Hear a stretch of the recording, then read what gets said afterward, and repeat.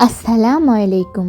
Mimi's কিচেনে আপনাদেরকে আরও একবার স্বাগত জানাই। আশা করছি সবাই ভালো আছেন। একদম ঘরোয়া কিছু উপকরণ দিয়ে খুব সহজেই বানিয়ে নেওয়া যায়, আর খেতে কিন্তু অসম্ভব সুস্বাদু হয়ে থাকে এমন একটা চিংড়ি মাছের মালাইকারি আজ আপনাদের সাথে শেয়ার করব। আশা করছি বরাবরের মতো আজকের রেসিপিটাও আপনাদের কাছে ভালো লাগবে এবং সহজও লাগবে।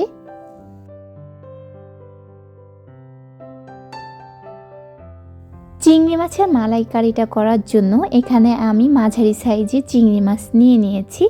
এখানে 400 গ্রামের মতো চিংড়ি মাছ আছে। এগুলোকে আমি কেটে ধুয়ে পরিষ্কার করে নিয়েছি। এখন এর মধ্যে দিয়ে দিচ্ছি সামান্য পরিমাণ লবণ, দিয়ে দিচ্ছি সামান্য পরিমাণ হলুদের গুঁড়া, আর সাথে দিয়ে দিচ্ছি সামান্য পরিমাণ মরিচের গুঁড়ো। হাত দিয়ে চিংড়িগুলোকে ভালো করে মাখিয়ে নিচ্ছি। আর চিংড়িগুলো কিন্তু অনেকে অনেকভাবে কেটে থাকেন, আমি কিন্তু এখানে উপরের খোসা সহ নিয়েছি। আপনারা চাইলে কিন্তু এটাকে ফেলে দিতে পারেন। চুলায় একটা প্যান বসিয়ে এর মধ্যে দিয়ে দিচ্ছি হাফ কাপের মতো রেগুলার তেল। তেলটা যখন গরম হয়ে আসবে তখন এর মধ্যে আমি চিংড়িগুলোকে দিয়ে দিচ্ছি।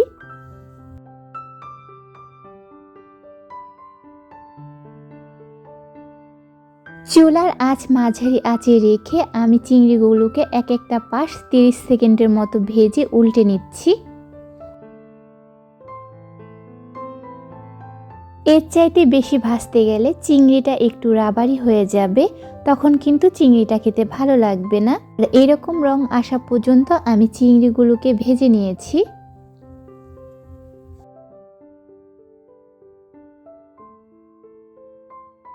ভেজে নেওয়ার পরে এখানে যে অবশিষ্ট তেল আছে ওই তেলের মধ্যে আমি আরও সামান্য পরিমাণ তেল দিয়ে এখানে আমি মাঝারি সাইজে 3টা পেঁয়াজ কেটে রেখেছিলাম, সেটাকে এর মধ্যে দিয়ে দিয়েছি। এখন এর মধ্যে দিয়ে দিচ্ছি 2 টুকরো দারচিনি, আর সাথে দিয়ে দিচ্ছি একটা তেজপাতা। এখন এই পেঁয়াজটাকে আমি একটু ভালো করে ভেজে নিচ্ছি যতক্ষণ পর্যন্ত কালারটা একটু পাল্টে না যায়। চিংড়ি মাছের মালাইকারিটা রান্না করার জন্য আমি একটা মিশ্রণ তৈরি করে নিচ্ছি। এখানে আমি নিয়েছি নারকেল, আর সাথে নিয়ে নিয়েছি 2টা কাঁচামরিচ। এগুলোকে একটু পানি দিয়ে আমি ব্লেন্ডারের জারে ব্লেন্ড করে নিয়েছি। পেঁয়াজটা ভেজে নেওয়ার পরে এখানে আমি অ্যাড করে দিয়েছি, আর সাথে দিয়ে দিচ্ছি 1 চা চামচ আদা আর রসুন বাটা। এগুলোকে আমি একটু এখন কাঁচা গন্ধ যাওয়া পর্যন্ত ভেজে নিচ্ছি, যতক্ষণ পর্যন্ত উপরে তেলটা ভেসে না ওঠে।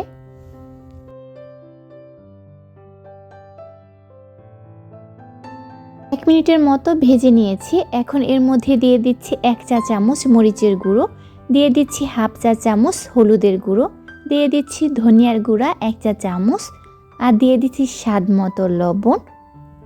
এগুলোকে দিয়ে আমি একটু নেড়ে চেড়ে ভেজে নিচ্ছি।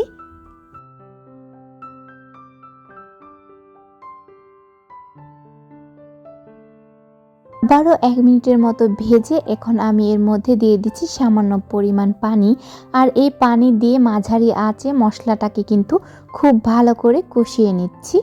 কষানো হয়ে গেলে এর মধ্যে আমি দিয়ে দিচ্ছি ভেজে রাখা চিংড়িগুলো। আলতো হাতে চিংড়িগুলোকে উল্টে পাল্টে দিচ্ছি, আর দেওয়ার পরে এখানে আমি দিয়ে দিচ্ছি 2 টেবিল চামচ গুঁড়া দুধকে আমি পানির সাথে মিশিয়ে নিয়েছিলাম, সেই দুধটাই এখানে দিয়ে দিয়েছি। চিংড়িগুলোকে আবার নাড়াচাড়া করে এর মধ্যে দিয়ে দিয়েছি 2টা কাঁচামরিচ, আর কাঁচামরিচ দিয়ে আমি একটা ঢাকনা দিয়ে ঢেকে রান্না করে নিচ্ছি। চিংড়ির মালাইকারির ক্ষেত্রে আমার কাছে মনে হয় যে ঝোলটা একটু মাখা মাখা হলেই ভালো হয়। আমি সেই অবস্থায় কিন্তু নামিয়ে নিচ্ছি, আর নামানোর আগে এখানে আমি ভেজে রাখা জিরার গুঁড়োও দিয়ে দিয়েছি। একদম ঘরোয়া মশলা দিয়ে কিন্তু অসাধারণ একটা চিংড়ি মাছের মালাইকারি রান্না করে নিয়েছি। আজকের এই রেসিপিটা আপনাদের কাছে কেমন লাগলো সেটা অবশ্যই কমেন্টের মাধ্যমে জানাতে ভুলবেন না। আর মিমিস কিচেনের আরও এমন সহজ রেসিপি পেতে হলে চ্যানেলের সাথেই থাকবেন। সবাইকে ধন্যবাদ।